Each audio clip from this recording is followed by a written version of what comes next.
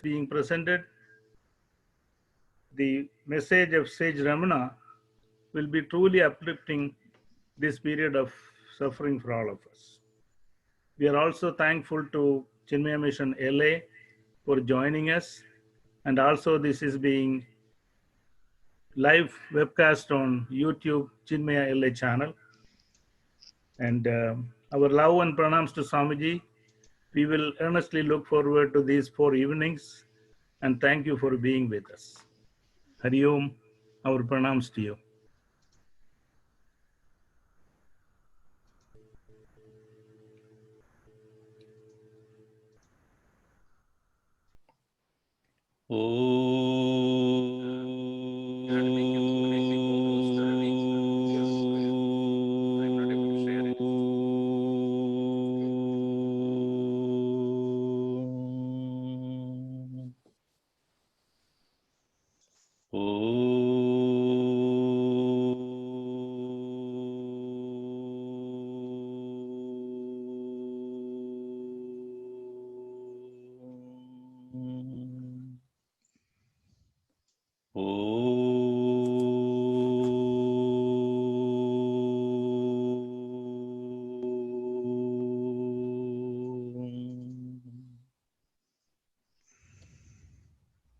अन्तर्यश्च बहिर्वितूततिमिरम् ज्योतिर्मयं शाश्वतम् स्थानं प्राप्य विराजते विनमताम् अज्ञानमुन्मूलयन् पश्यन् विश्वमपीतमुल्लसति यो विश्वस्य पारे परः तस्मै श्रीरमणाय लोकगुरवे शोकस्य हन्त्रे नमः.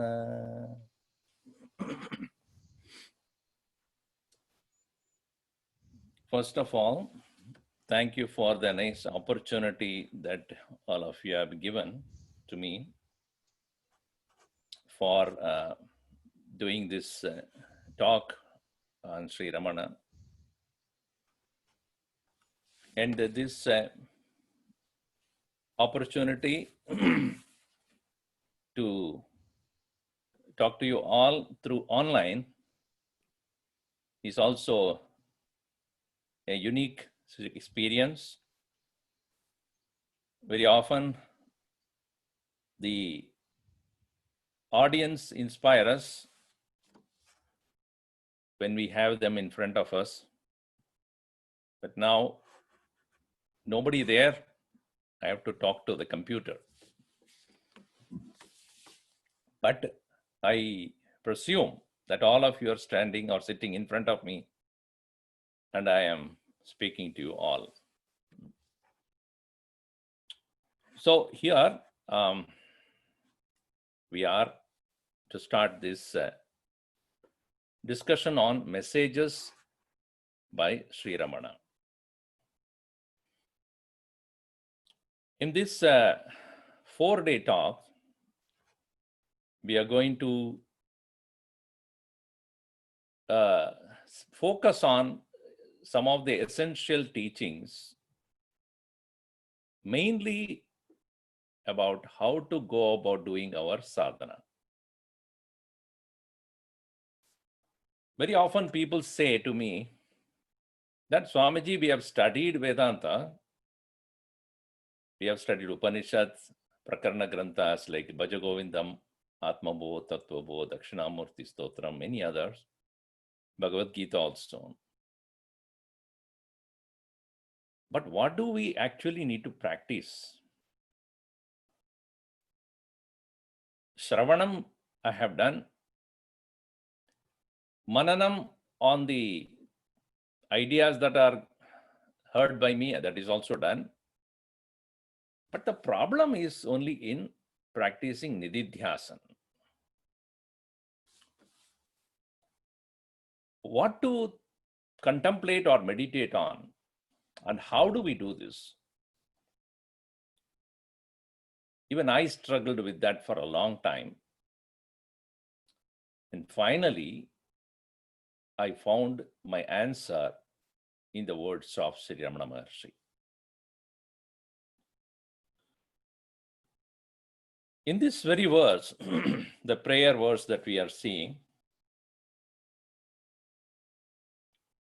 this is a very beautiful composition,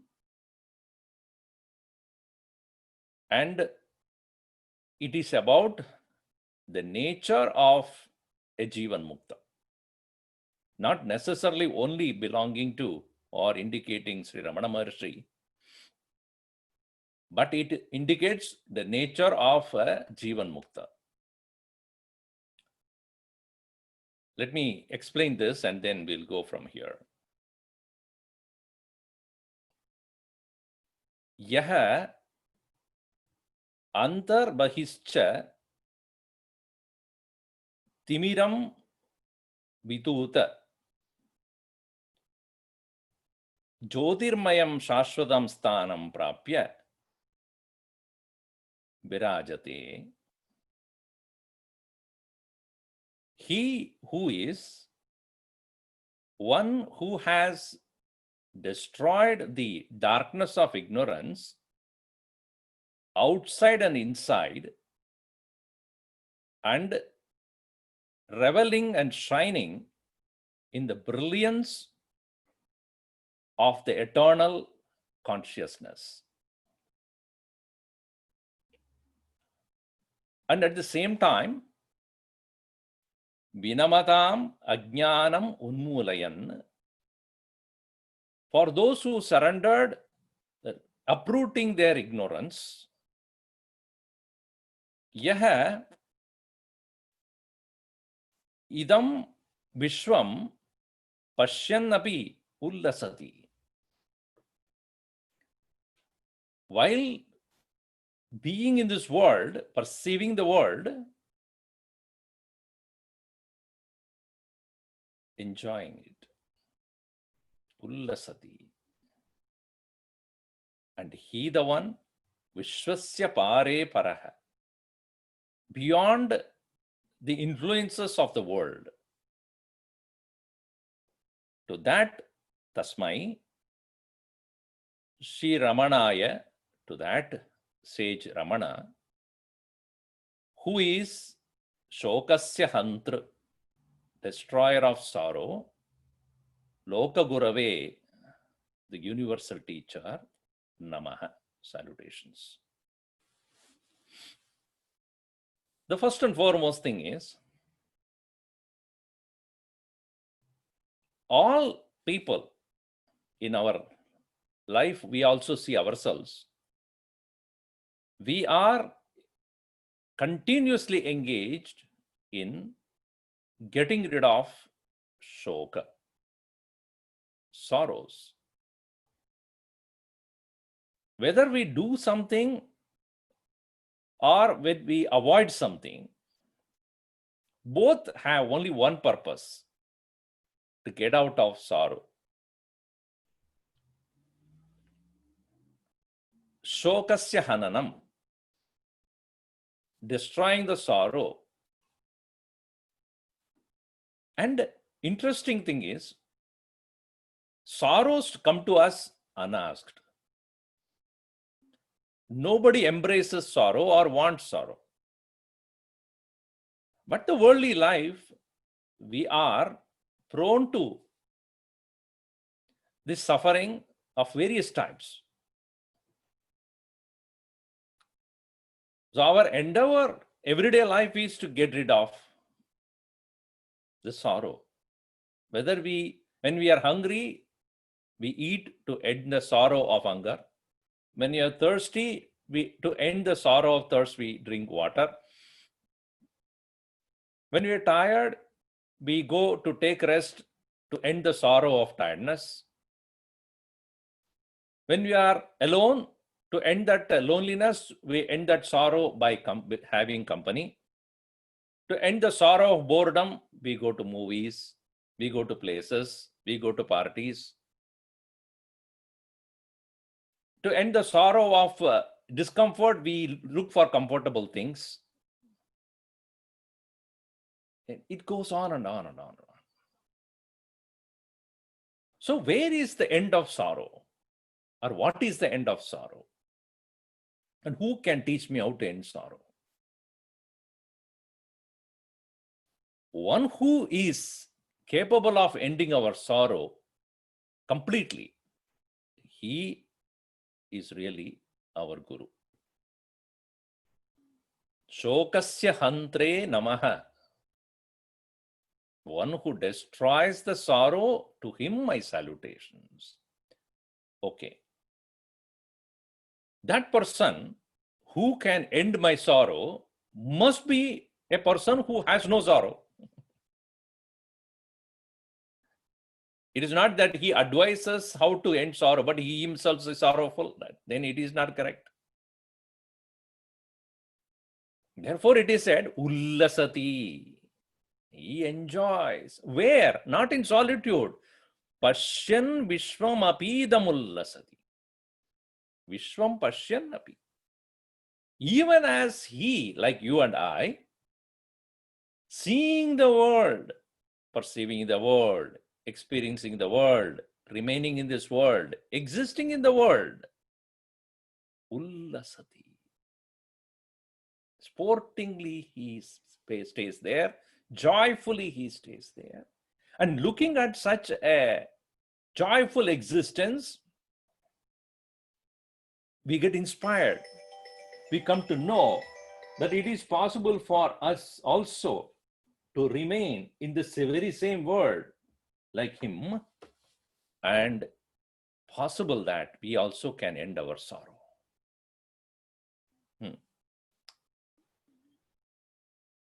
And that is what is the inspiration a Jivan Mukta gives us. Various scriptures are there and they talk about moksha, but we have to see the demonstration of moksha, isn't it? An idea, an unknown thing can be taught to us, but what is the proof that it is possible? A great goal is being pointed out, but who is there? Who has reached there? If our teachings, the teachings that we are receiving, have to be validated, it must be the one who has reached there, and then from there he beckons us to come to reach the same state. Pashyan vishwamapidamullasati yo vishwasya pare paraha. Remaining in this world, he abides in the highest truth, which is beyond the Prakriti, which is beyond the world. Vishwasya paraha Prakritihi. Prakritehe paraha saha.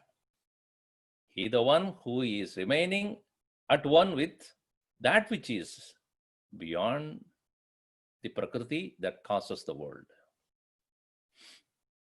How did he do that? Jyotirmayam Shashvatam Sthanam Prapya. Having reached that self-illuminating presence of the inner self, having destroyed Antaryascha Bahirvituta Timiram.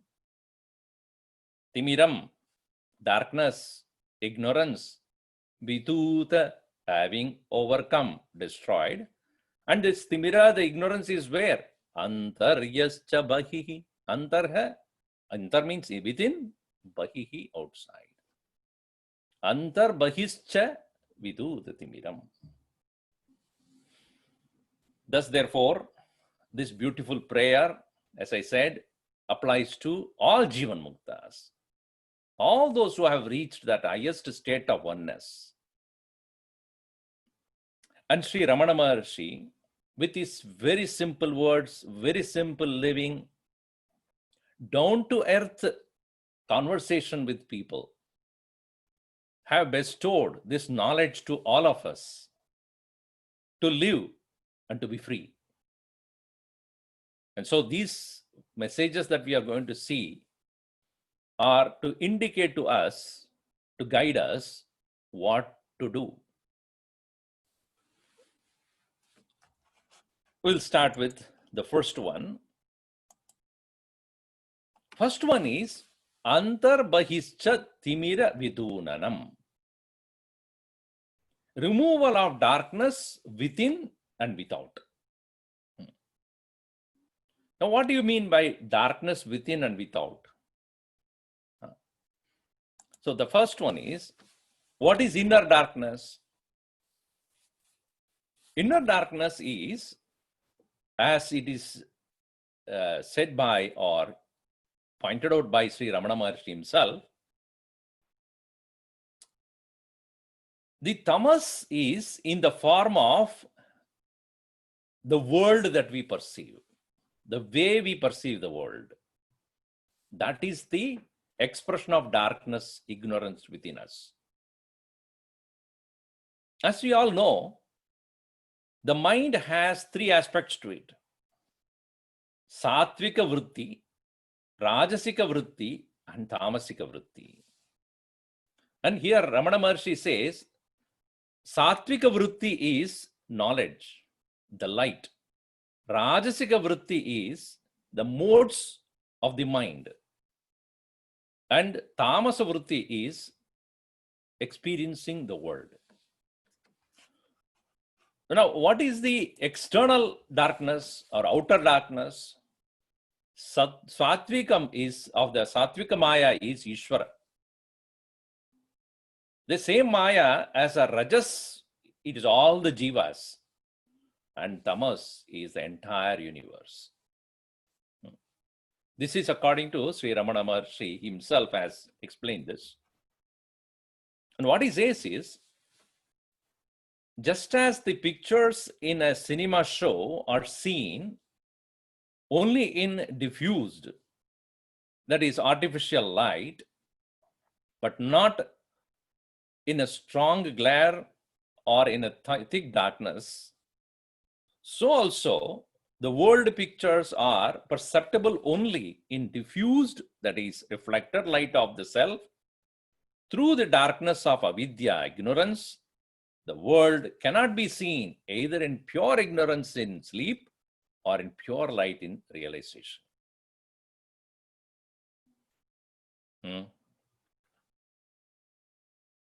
He often would ask people, whenever they come to him and ask, why this problem, why that problem, why am I unhappy, why I am going through the trouble, he will simply ask, do you have that trouble when you are in the deep sleep, darkness?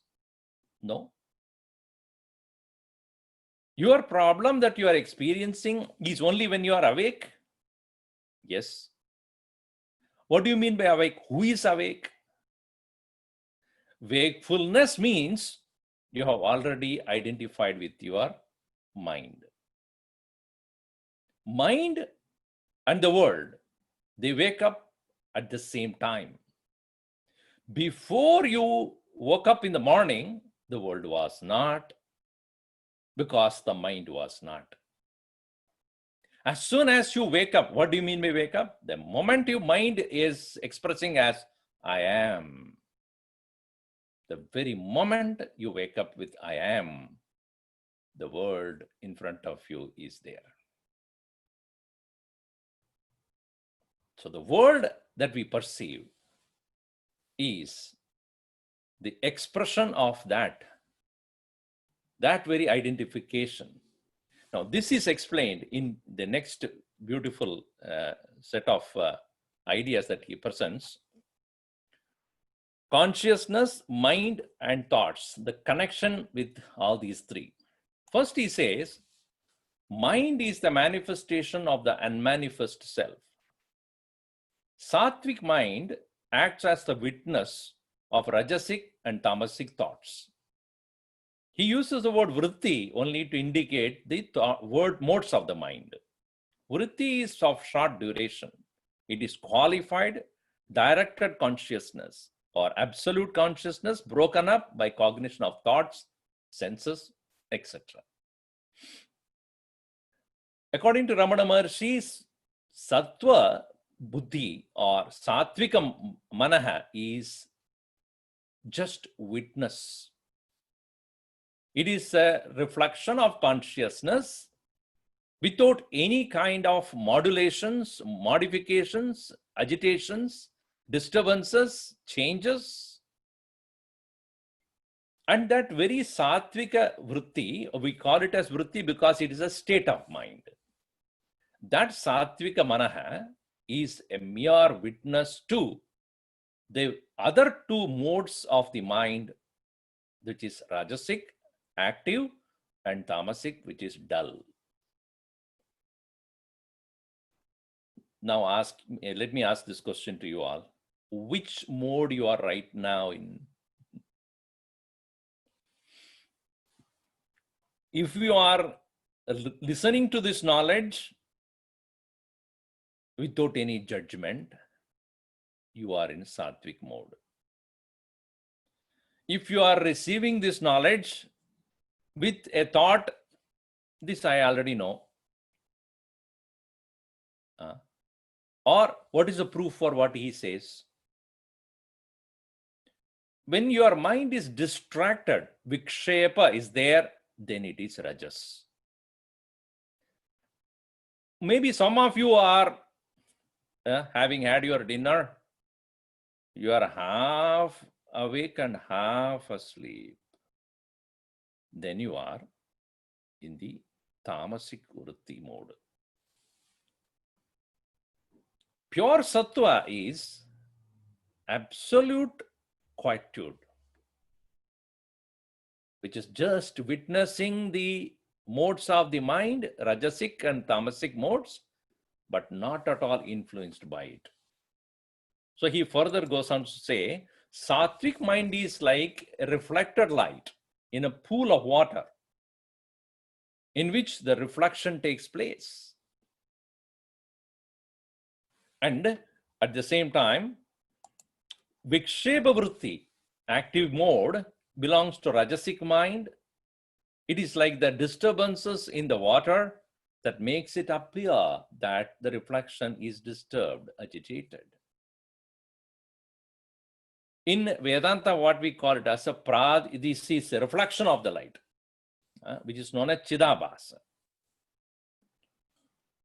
Now, Ramana Maharshi does not want to use, has never used too many technical terms. Particularly, he did not use to make it simple for common man. Even though he knows these are all the technical words that are used in Vedanta, but he very rarely uses those things. Reflection of consciousness is what is known as sattva. A reflection that takes place just as the light that is reflected in a pool of water. And when the water is disturbed, which is rajas, it appears as though the light is disturbed. Light is not really disturbed. It is a water that is disturbed, makes it appear as though the light is also disturbed. Another example that is usually given is when you are looking up in the sky and the moon is there, and between your eyes and the moon there are clouds. And when the clouds are moving, it would appear as though the moon is running. Moon is not running anywhere. He is not afraid of you to run away from you. It is there. But because of the movement of the clouds, it appears as though the moon is moving. In the same way, light is not disturbed. But because of our perception of the water disturbed, it looks like the light is disturbed. And this very situation is what we go through in everyday life. While we can remain as a pure witness of whatever happens in our mind, but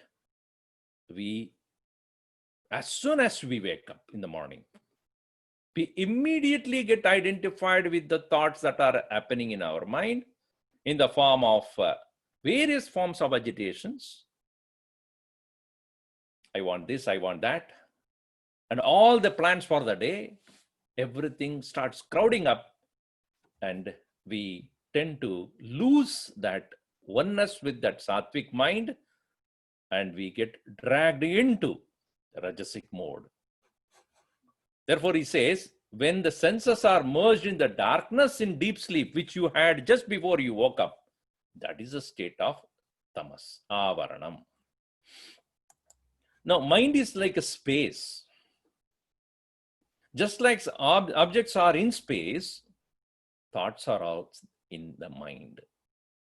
He calls it as chida akasha, chida akasha. The mind is chit akasha. This mind is like the space and in which objects are present. Objects here means the thoughts. So, sattva is the light, rajas is the subject, and tamas is the object. Sattva is the light. Like when you enter into a dark room, there are objects there, but you do not see. And the moment you put on the light, you are able to see it. So when you are able to see because of the light, at the very moment you get identified with that object. Similarly, oh, this is my pen, oh, this is my sofa, oh, this is my car. You enter into garage and it was very dark. And then as soon as the light is on, you see your car is sitting there. My car. Identification. The subject at once gets identified with the object. This is not because of the light. Light is only shedding the light for you to see. But at once we get identified. That is the nature of rajas. Devoid of rajas and tamas, it is pure and self-shining. This is self-realization. Therefore, the mind is said to be the means for it. See the sun and there is no darkness.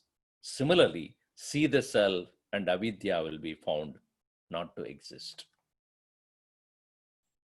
According to Sri Ramana Maharshi, pure sattva is pure consciousness. And we never come to have the pure sattva unless we exclusively eliminate the rajas and tamas. And this exclusive elimination of rajas and tamas is the sadhana. So therefore, his message at this point is, in order to have the reflected light, pure sattva, free from rajas and tamas, it must shine forth as I, the unbroken by this thought. This pure state momentarily intervenes between sleep and waking. If prolonged, it is cosmic consciousness or even Ishvara.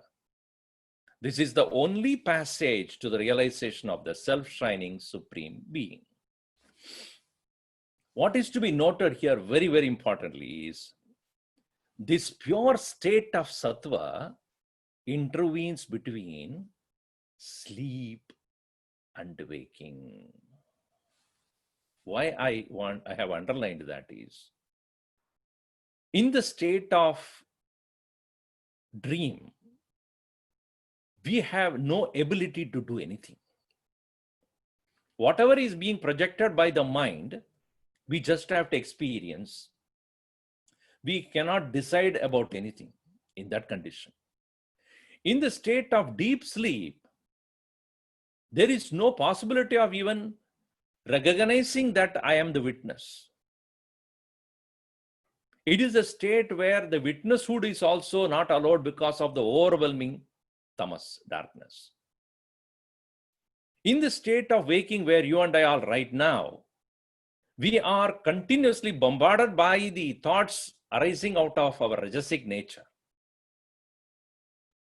Therefore, Bhagavan Sri Ramana Maharshi, what he says is, please make this point in your mind, wakeful sleep. Wakeful sleep, what it means is not that you're going to sleep, but bring the sleep condition now in the waking. What is the sleep condition? Where all of us, every one of us, every day, either during the day or I'm sure during the night, what we actually do to go to sleep. When do you say that you are actually getting ready to sleep? What is that situation? Think about it. In the interest of the body's rest, for the sake of the rest of the body, for giving rest to the mind, we take rest from the world. Anything important that happens to be taken care, we say, not now. Anything that we need to pay attention to and then get engaged in, we say, not now. We are ready to let go our responsibilities, duties, engagements, and then we are ready to let go all of them.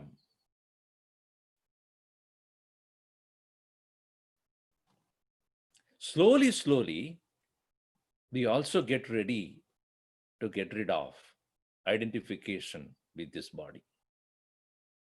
This body which I have been holding on so dearly to take care of all the work that I have to do during the whole day, when I am ready to sleep, this very body which has helped me to engage in the world, knowing that is an instrument for me to engage in the world, I am ready to let go. Emulate that condition. Let go the body consciously, as though you are ready to sleep. Bring that mode of sleep in your mind, wakefully. Let go of the thoughts concerning the world later. Let it be done by me tomorrow. Let me not anxious about it. It will happen. As much as we know the importance of what needs to be done, but yet ready to let go for tomorrow for it to be done, emulate that condition. In fact, he says, nothing in this world is more important than your realization. Nothing is more important than your moksha. Nothing in this world. Everything can wait. If we come to that conviction, that is called mumukshutvam, is it not? Nothing is important to me other than this liberation. If that intensity is there, you will let go. Your mind will let go of the rajas. And at the same time, since you are doing it consciously, it is not will lead to tamas, sleep. It will be like tamas, a state of no action, but it is not the tamas of darkness. It is not ignorance. It is pure sattva, a state of pure witnesshood, pure light. Emulate that condition. This is what is to be done again and again as nididhyasanam. Dhyatumicha dithyasa nitaram dhyatumicha nididhyasa. A conscious, continuous attempt to reach that point of pure sattva, in which condition you let go all that concerns and responsibilities for a period of time where you want to exclusively being with you and letting go of even the identification with this personality, starting with body. This is not me. Just like in sleep, in whichever condition the body is, I don't care. I don't put a makeup and then comb my hair, put a makeup. You don't do that, do you, when you go to sleep? I want to look nice when I'm going to sleep also. No. Whatever be the condition of the body, you just let go. There's no more concern about what the body is like, looking like, or what it is like. So when people ask me, Swamiji, in what way we should sit for meditation, in what condition, what should be our asana, what asana should you practice in meditation? Doesn't matter. Physical posture is only just to make sure that you are alert. It doesn't matter which asana you take up. Make sure that it doesn't strain your body. But what is most important is, where are you sitting in your mind, not physically? Have you just let go? Have you just renounced your consciousness about the body? If you have, that is the best asana. Emulate that condition of waking emulates that condition of sleep while awake. Continuing, Bhagavan Sri Ramana Maharshi says, going beyond darkness, going beyond that state of ignorance. What is it? The sunlight is jada, insentient. It makes objects perceptible and chases away darkness. Whereas consciousness is that light which makes not only light, but also darkness perceptible. Can you ever ask sun, do you know darkness? If you ask Bhagavan Surya, Lord Sun, what is darkness? What is this answer? Darkness. There is nothing called darkness, because wherever I am, there is light. But understand, sun does not know darkness, but you know. Why? Because darkness cannot exist before sunlight, but it can remain in the light of consciousness. Similarly, this consciousness is pure knowledge in which both knowledge and ignorance shine.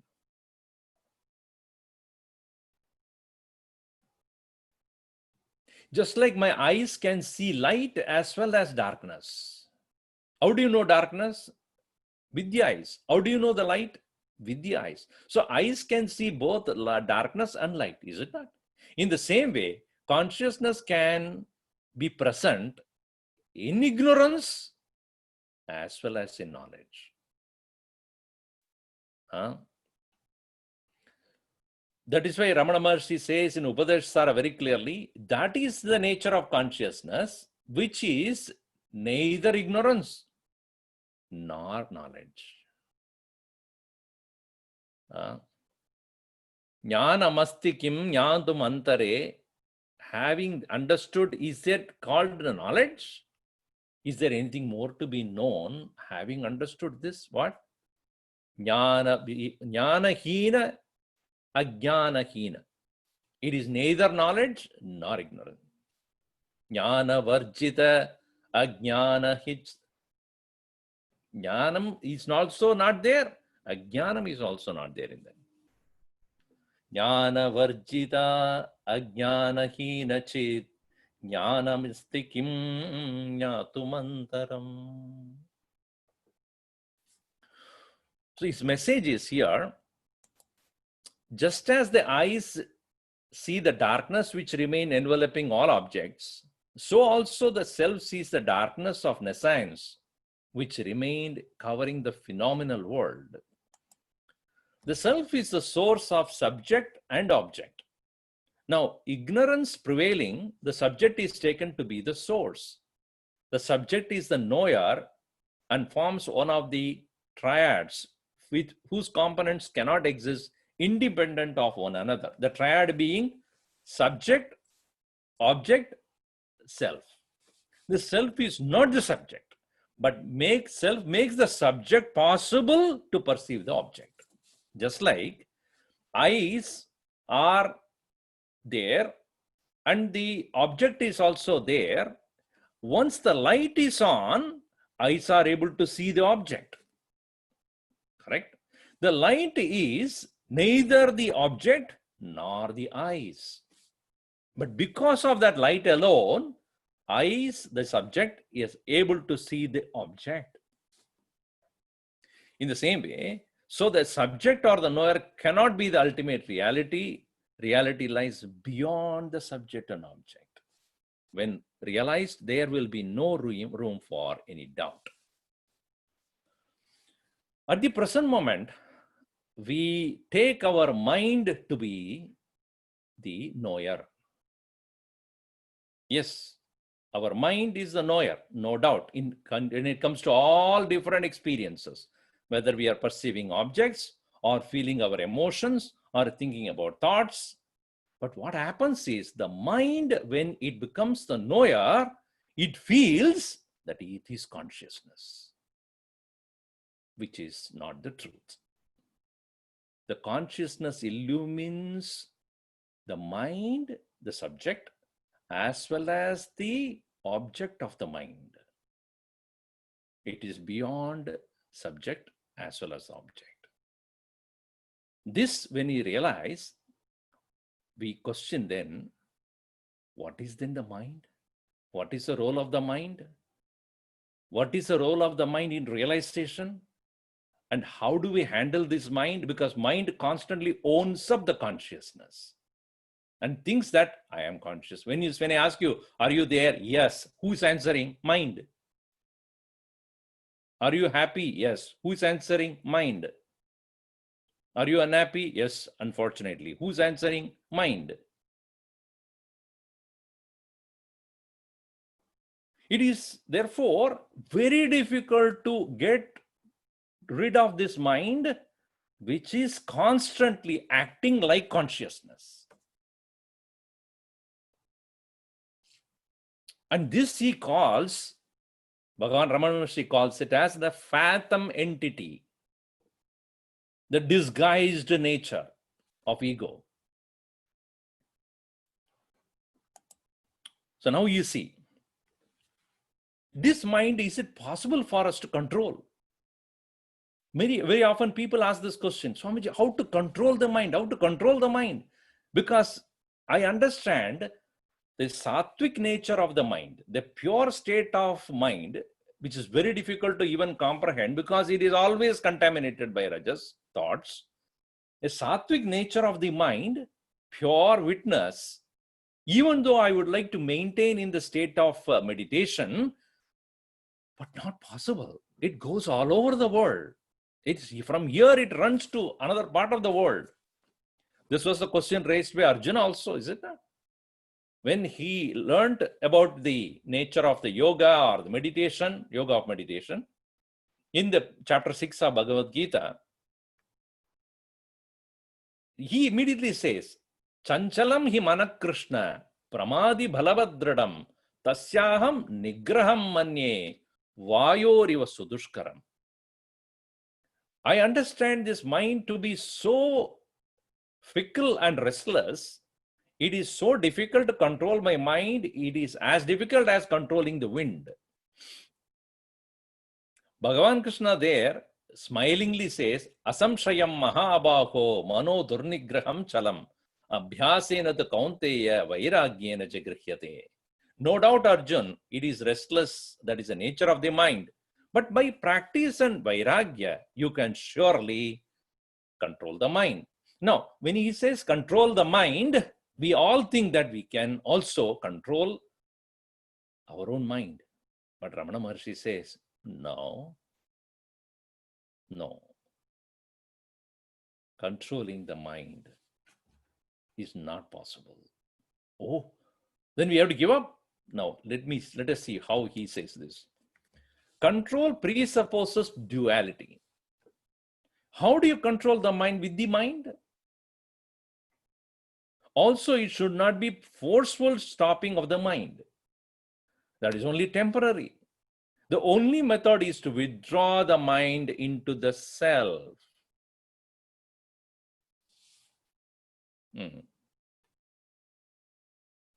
Controlling the mind presupposes there is an entity other than consciousness present there in you.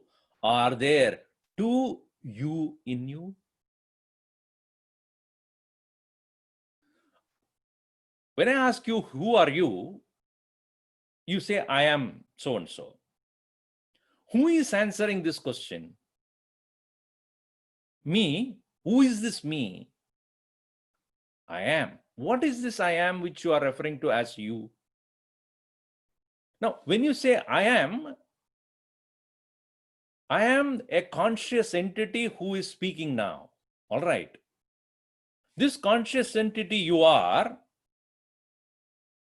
only one. Right? If you say I and my mind, then you can control the mind. But you, the consciousness is behaving like a mind, then what will you do? When a person is acting on a drama stage, an actor acting like a beggar, when I ask that person, are you a beggar? He will say, I am a beggar. Who is saying? Actor is saying. The actor who behaves like a beggar is saying this. If I ask him this question, are you an actor or a beggar? He will say, what? What will he say? I am actor behaving like a beggar. Which is the real you? Actor. When do you get rid of the beggar? How do you kill the beggar? To be the actor. To renounce the beggarhood is to be the actor. The person behind the stage is an actor. On the stage is a beggar. Similarly, consciousness behaving as a witness is pure sattva.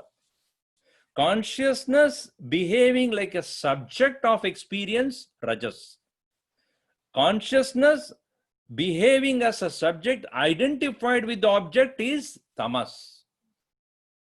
Please understand this. Consciousness in its pure nature behaving as a witness of rajas and tamas is sattva. Consciousness behaving as a subject, as a knower, perceiver, rajas. Consciousness, subject, perceiver, identified with the object of perception and comes to suffer, tamas. All the four roles, all the three roles plus consciousness. So consciousness becoming mind, mind having identification with the object. So are there three? Are there two? Three in the form of a perceiver and perceived and consciousness. And in the state of dream, I, the consciousness, have a dreamer state and then dreaming my own world. There is a world other than me, doesn't exist. But dreamer alone is the dreamt also. There are only two. In the state of complete sleep, I am. There is no dreamer. There is no dream world. There is no waker. There is no waking world. I am. The pure consciousness without playing any role. In the wakeful state, when I emulate that very condition, I am in abidance in the self. So therefore, control of the mind is not possible because there are no two entities. So how do I then overcome my agitations caused by identification of the object? Remove the object of thoughts. See, what makes our mind disturbed? The objects that are attractive to us, objects that we identify with, or memories that we identify with, vasanas that we are identified with. So how to remove the objects of the thoughts? Know that objects are created only by the rajasic mind. Rajas being the nature of the mind that we divides consciousness into two, subject and object. Subject becomes the experiencer and object becomes the experienced. Subject lends reality to the object. If you understand that both are in essence consciousness only, then you do not see objects as other than yourself. This is the way to withdraw the objects from the mind. Such a mind abides in the self, pure consciousness. So the message here is, if the inquiry is made whether the mind exists, it will be found the mind does not exist. Manasam tu kim margane krite naiva manasam marga arjava. That is the control of the mind. Otherwise, if the mind is taken to exist and one seeks to control it, it amounts to mind controlling the mind. Just like a thief turning out to be a policeman to catch the thief. That is himself. You know the famous example that he used to give. That in a village, they found that constantly there was a theft that is going on. Things are being stolen. And they are all, very worried. Every day something is disappearing. So then they went to the police station, and then the police officer there said, "Don't worry, I will take care of him." In fact, he's the one who in the night becomes a thief and steals. So when he said that I will take care of the thief, can he ever catch the thief? And people believed that, okay, that policeman has taken the responsibility to catch the thief. He will never be able to. Why? Because he will never disclose himself to be the thief. And finally, one day when they have been watching, and then one night when that fellow came to steal something, they caught hold of him and then brought him to the light. And then they saw it is the same police officer who has been stealing every night. In the daytime, he has been appearing as a policeman. In the night, Mr. Hyde and Dr. Jekyll and Mr. Hyde, the same condition. Pure consciousness acting as the mind cannot catch itself, abiding in your own self, withdrawing the state of being a mind. That is the final solution. That is why Bhagavan Ramana Maharshi said, when you ask the reality about the mind, what is mind? When you ask, Naiva Manasam, there is no mind. You ask the actor, where is the beggar? What will he say? He's not there. He's only a disguised me. I disguised as a beggar, and not beggar is independent of me. The pure consciousness behaving like a mind. When the question of what is mind or who is this mind, when you inquire it very, very straightforwardly, directly, unhesitatingly, when you start to inquire, you will find it doesn't exist. Now, how is that inquiry to be done? We will see tomorrow. Om Sarve Bhavantu Sukhinah, Sarve Santu Niramayah, Sarve Bhadrani Pashyantu, Ma Kaschid Dukkha Bhat Bhavet.